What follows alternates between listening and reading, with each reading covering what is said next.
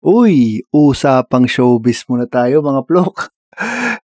Showbiz linggo na, showbiz linggo na, ahaha. Shoutout sa mga batang 90s, pero ito nga, sulat na naman ni Ryan Garcia.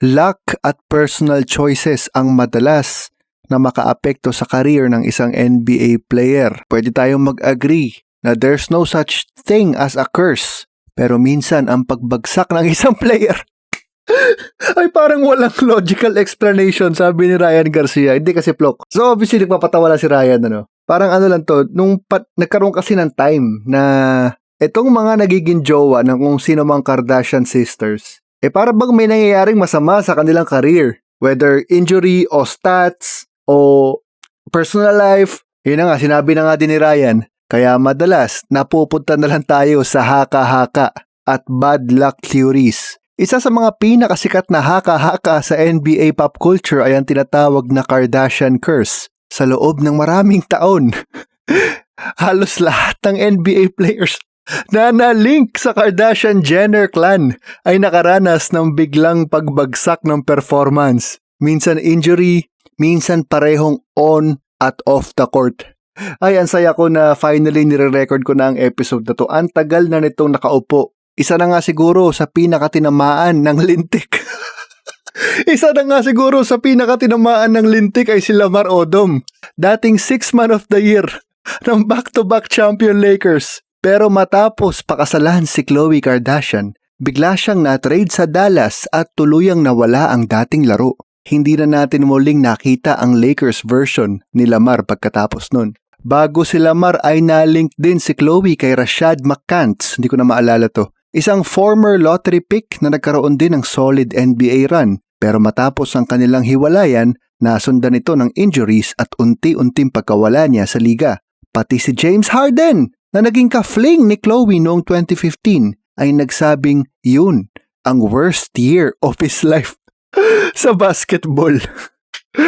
Na-enjoy ko tong episode na to. Pero si Tristan Thompson, mga plok, exception to the rule. Kahit naging partner ni Khloe ay nagkaroon pa sila ng anak, nag-champion pa rin siya at naging bahagi ng iconic 3-1 comeback ng Cavaliers. Baka siya pa nga ang swerte. At hindi ang tinamaan ng curse. Baka bumaligtad nga, no? Baka naging swerte pa sa Cleveland ang pagiging jowa niya sa isang Kardashian. Good point, Mr. Garcia. Pagdating kay Kim Kardashian naman, should we say pinakasikat sa kanilang, siya na siguro, no? Pinakasikat sa magkakapatid. Pagdating kay Kim Kardashian, madalas binabanggit ang dating asawa na si Kris Humphries. Eto, naalala ko kung sino si Kris Humphries. Hindi man naging superstar si Kris Humphries, nagkaroon siya ng solid 2011 season sa Nets. Pero matapos ang kanilang hiwalayan, ay unti-unti na rin siyang nawala sa eksena. Tahimik pero ramdam ang pagbaba ng career ni Kris Humphries. Si Kendall Jenner naman ang tinaguriang best GM ng pamilya dahil sa haba ng listahan ng mga NBA players na na-link sa kanya. Sina Chandler Parsons. Oh, by the way, chismis din, si Chandler Parsons ay na-link din sa isa sa ating mga local Pinay celebrities. Nabalitaan niyo ba yun? Hanggang doon lang ako because I cannot confirm. Hindi naman ako si Christian Gaza, no? Anyway, ito yung listahan ng mga naging ex ni Kendall Jenner. Chandler Parsons, Ben Simmons, Blake Griffin, Kyle Kuzma, at speaking of kabayan, Jordan Clarkson ay pawang nakaranas ng career shifts matapos ang kanilang mga rumored relationships. Coincidence man o hindi, mahirap talagang hindi mapansin ang pattern. Baka nga may epekto talaga. Ipapaubaya ko na sa inyo yan, okay? Ang sinasabing bumasag sa Kardashian curse ay si Devin Booker. Oo nga, naging magkasama sila ni Kendall bago ang 2020 bubble at mula noon ay umingay ang Phoenix dahil sa kanilang finals appearance at naging 2-time Olympic gold medalist pa si Booker. Kalaunan ay naghiwalay din sila to focus now on their own careers. Kaya ikaw, Plok, sa tingin mo, curse ba talaga o sadyang timing at tadhana ang lahat? What a great episode once again by Mr. Ryan Garcia. Eto habang binabasa ko yung huling parte, sige, isi-share ko ang opinion ko. 400 palagi ang active NBA players, okay? 400.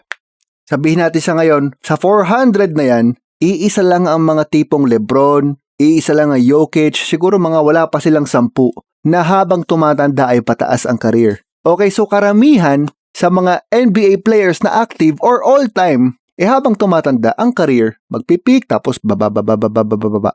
Ngayon, kung isa ka miyembro ng Kardashian sisters na sikat, most likely, malilink ka sa sikat din. Sa NBA player na all-star or halos all-star or famous dahil may kakamping legendary, doon ka malilink most likely kasi sa kanya ka pinapakilala, mga kaibigan ninyo, ganyan-ganyan.